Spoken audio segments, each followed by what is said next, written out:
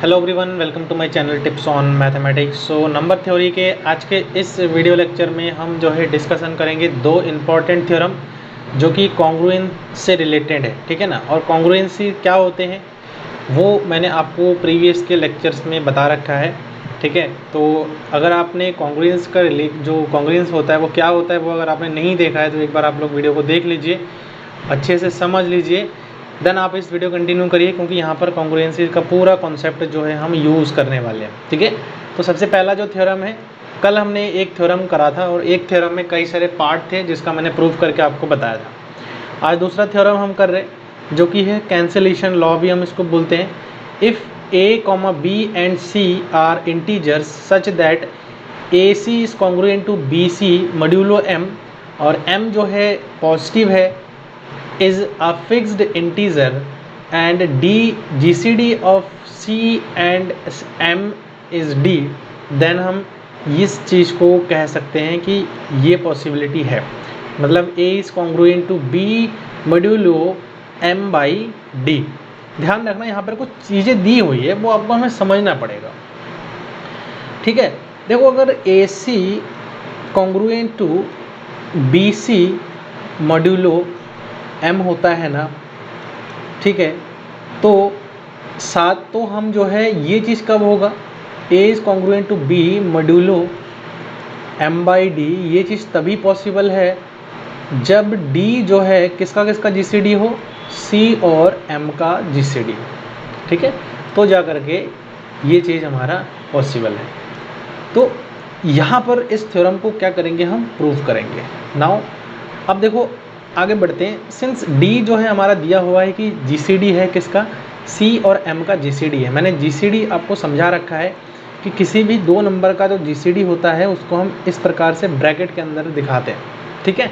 तो अगर d जो है हमारा c और m का GCD है तो there exist Q1 Q2। Obviously बात है कि अगर मैं देखो यहाँ पर एक एग्जांपल ले रहा हूँ और उससे आपको समझा रहा हूँ, ठीक है, हर एक पॉइंट को हम समझेंगे अच्छे से। देखो मैं यहाँ पर कह रहा हूँ कि d जो है मैं 5 और 15 की GCD की मैं बात कर रहा हूँ, ठीक है। 5 और 15 की GCD क्या होता है, 5 होता है। ऑब्वियसली बात है, आपको सबको पता होगा GCD is nothing but is the LCM of two numbers, ठीक है। तो देखो 5 अगर इन दोनों का GCD है, इसका मतलब मैं 5 को ऐसे लिख सकता हूँ, है ना, और 15 को मैं ऐसे लिख सकता हूँ, 3 5 15। तो आप देख पा रहे हो कि ये जो नंबर है, ये जो नंबर है वो हमारा क्या है, दिस इज़ द d, ठीक है, दिस इज़ d। एंड ये जो नंबर है ये भी हमारा क्या है, दिस इज़ d। और ये हमारा क्या है, Q1, और ये क्या है, Q2 है, ठीक है, ये हमारा क्या है, Q2 है। और ये a, ठीक, ये हमारे पास, सॉरी, इसको मैं कह रहा हूँ C कह रहा हूँ और इसको मैं कह रहा हूँ M कह रहा हूँ। तो आप लोग यहाँ पर देख सकते हो, मैं इस चीज़ को ऐसे लिख सकता हूँ ना, ऐसे लिख सकता हूँ ना कि जो 5 है वो 1 गुणा 5 और जो 15 है वो 3 गुणा 5 है। आप देख पा रहे हो कि जो Q1 और Q2 है इन दोनों की जो GCD है वो हमारा कितना आ रहा है, 1 के इक्वल आ रहा है, 1 के इक्वल आ रहा है। तो यहाँ पर वही चीज़ बताया गया इस लाइन में, आपको समझना है कि जब भी इस प्रकार का इसमें एक इंटीज़र, दो इंटीज़र ऐसा एग्जिस्ट करेगा, अगर ये GCD है d c और m का, तो ऐसा दो इंटीज़र ज़रूर एग्जिस्ट करेगा सच दैट जो c है उसको हम क्या लिख सकते हैं, Q1d लिख सकते हैं और m को Q2d लिख सकते हैं, जैसा कि यहाँ पर हमने करा है, ठीक है। अब यहाँ पे न्यूमेरिकल चीज़ें नहीं है तो इसीलिए हम इसको इस प्रकार से लिख रहे हैं। और इन दोनों का जो GCD है वो हमारे पास क्या हो जाएगा, 1 हो जाएगा। अब ना एक कंडीशन हमारे पास गिवन है, और वो कंडीशन क्या है, वो कंडीशन क्या है कि AC is congruent to BC modulo M है। तो जब AC is congruent to BC modulo M है, मैंने आपको कल बता रखा था कि उसको हम इस प्रकार से लिख सकते हैं। जब ये चीज़ हमारे पास गिवन है तो इसको जो है हम इस प्रकार से लिख सकते हैं, क्योंकि अगर A is congruent to B modulo M होता है, B मॉड्यूलो M होता है, तो मैं A माइनस B को इस प्रकार से लिख सकता हूँ, M divides A minus B। तो यहाँ पर क्या हो जाएगा, इन दोनों को माइनस कर रहे हैं तो m divides AC minus BC, C common आ जाएगा तो m डिवाइड इन दोनों को डिवाइड करेगा। m की वैल्यू क्या है, हमने स्टार्टिंग से हमने देखो यहाँ पर है से, अगर मैं m का वैल्यू निकालूँ यहाँ से, तो m का वैल्यू यहाँ से क्या आया, m is equal to Q2D आ रखा है, और C इज इक्वल टू क्या है, Q1D आ रखा है। तो मैं इन सब का वैल्यू को क्या कर रहा हूँ, यहाँ पे पुट कर रहा हूँ। m का वैल्यू मैंने क्या रख दिया है, Q2D रखा, और C का वैल्यू Q1D रखा। अब चूँकि देखो Q2 जो है ये D से D तो डिवाइड में है, तो D कैंसिल हो सकता है, और Q2 जो है यहाँ पर आ जाएगा हमारे पास ये वाली line a minus B Q1। अब चूंकि देखो इन दोनों का जो GCD है ना, Q2 और Q1 की जो GCD है वो हमारे पास 1 है, ठीक है, वो हमारे पास क्या है, 1 है। तो इसीलिए यहाँ पर y डिवीज़न लेमा अगर मैं यूज़ करूँ, डिवीज़न लेमा अगर मैं यूज़ करूँ, तो Q2 जो है इन दोनों यहाँ से डिवाइड कर देगा, तो a माइनस बी आ जाएगा, क्योंकि ये हमारे पास GCD इसका क्या है, 1 है, ठीक है, 1 है।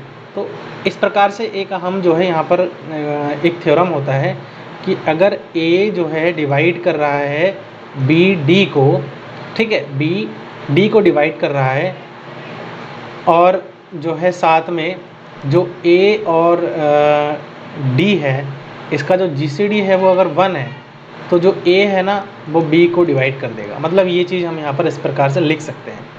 तो ये हमारे पास डिवीज़न एल्गोरिथम का लेमा है। तो इसका मतलब क्या आ गया कि अगर a माइनस बी जो है इसको डिवाइड कर रहा है q, तो इसको मैं Q2 इसको अगर डिवाइड कर रहा है तो इसको मैं ऐसे लिख सकता हूँ, a is congruent to b modulo q लिख सकता हूँ, मैं Q2 लिख सकता हूँ। और Q2 का वैल्यू क्या है, अगर मैं Q2 का वैल्यू यहाँ से निकालूँ, Q2 का अगर मैं यहाँ से वैल्यू निकालूँ, तो Q2 इज इक्वल टू क्या हो जाएगा, m/d हो जाएगा।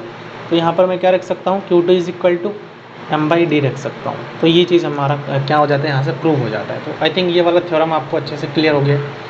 एक और थ्योरम लेंगे और इस थ्योरम को भी हम अच्छे से समझने की कोशिश करेंगे। देखो मैंने आपको कल बताया था कि ये चीज़ ट्रू होता है, a is congruent to b modulo m होता है, it imply b is congruent to a modulo m होता है। तो देखो ये चीज़ कब पॉसिबल है, जब सेम रिमाइंडर दे दे, a और b जो है सेम रिमाइंडर दे दे। मतलब ये हो गया, मैंने कई सारे एग्जांपल ही बताया है, अगर आप कंटिन्यूसली लेक्चर्स को देख रहे हैं तो आपको ज़्यादा समझ में आएगा। हमें प्रूफ करना है, प्रूफ दैट कि a is congruent to b modulo m है if and only if a and b have the same remainders with respect to m के रिस्पेक्ट में सेम रिमाइंडर होना चाहिए। तो देखो यहाँ पर क्या है, प्रूफ करते हैं। Let a is congruent to b modulo m and R1 R2 जो है दो रिमाइंडर्स है of a and b with respect to m का, ठीक है।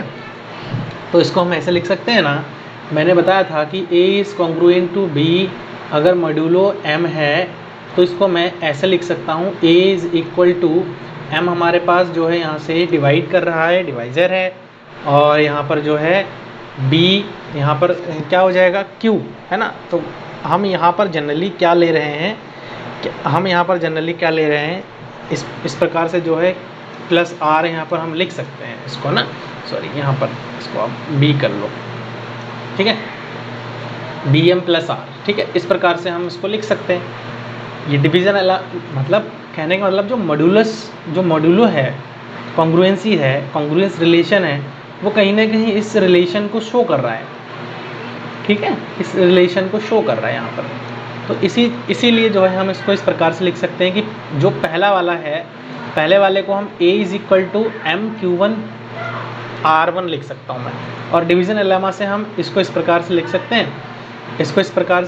हैं, ठीक है, कि जो r1 की वैल्यू है वो 0 से बड़ी है, बराबर है, और m से छोटी है। ऐसे ही b को मैं इस प्रकार से लिख सकता हूँ, ठीक है। ये जो है हमारा हो जाएगा। नाउ अगर सेम रिमाइंडर अगर इस प्रकार से है, अगर यहाँ पर जो है दो रिमाइंडर है इसका, तो दोनों रिमाइंडर सेम है, तो हमें ये चीज़ शो करना है। अब दोनों रिमाइंडर सेम होने के लिए r1 we have to show that कि r1 जो है r2 के बराबर हो रहा है।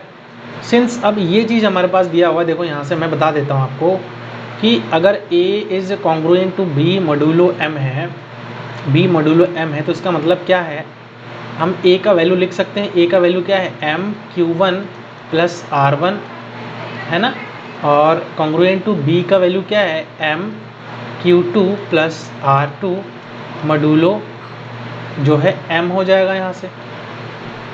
अब इसको मैं माइनस करके लिख सकता हूँ, m डिवाइड्स ये माइनस ये हो जाएगा, मतलब m Q1 plus R1 minus M Q2 plus R2।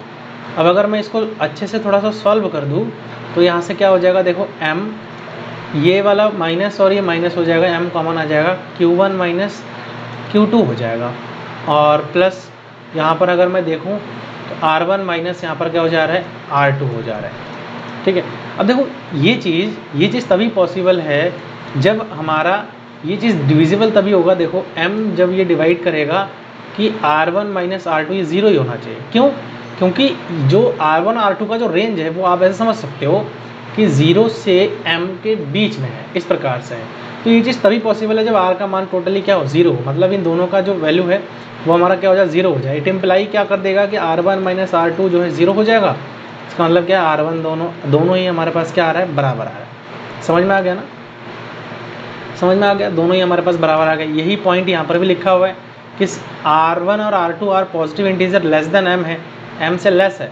ठीक है, इसलिए हमने ऐसा किया है। कन्वर्सली, अब कन्वर्सली क्या है कि हम ये मानेंगे कि जो R1 है वो R2 के क्या है, बराबर है। अब अगर R1 R2 के बराबर है तो हम इक्वेशन नंबर 1 का यूज़ करके A माइनस बी करेंगे। इक्वेशन नंबर 1 का यूज़ करेंगे। इक्वेशन नंबर 1 हमारे पास क्या था, यहाँ से देखो आप इसको इक्वेशन नंबर 1 मान लेना। ठीक है, यहाँ से आप चाहो तो यहाँ से मिटा लो, इसको मिटा करके ना ये जो टोटल आ रहा है इसको अब इक्वेशन नंबर 1 मान लेना यहाँ पे। ठीक है, तो जब 1 आ गया, देखो अब ये दोनों हमारे पास क्या है, बराबर आ गए ना, ये दोनों हमारे पास क्या आ गए, बराबर आ गए। इसका मतलब अगर A माइनस बी करूँगा तो दोनों कैंसिल आउट हो जा रहे हैं। अब दोनों कैंसिल आउट हो गए हैं तो हमारे पास बचेगा क्या, A माइनस बी करूँगा तो यहाँ पर आ जाएगा हमारे पास M Q1 माइनस Q2। और ये क्या शो कर रहा है कि M जो है यहाँ पर इसको ये डिवाइड कर रहा है ना A माइनस बी को, और M A माइनस बी को डिवाइड कर रहा है, मतलब इसको हम मॉडुलस फॉर्म में लिख सकते हैं। तो आशा करता हूँ कि जो 2 थ्योरम मैंने आज आपको बताया है वो अच्छे से क्लियर हो गया है। कोई डाउट है तो आप कमेंट बॉक्स में मेरे को लिख सकते हैं। ठीक है, वीडियो सही लगे इसको आप लोग लाइक करिए, चैनल पर नए हैं तो उसको आप लोग जो है सब्सक्राइब करिए। ठीक है, मिलते हैं नेक्स्ट वीडियो में। Thank you so much.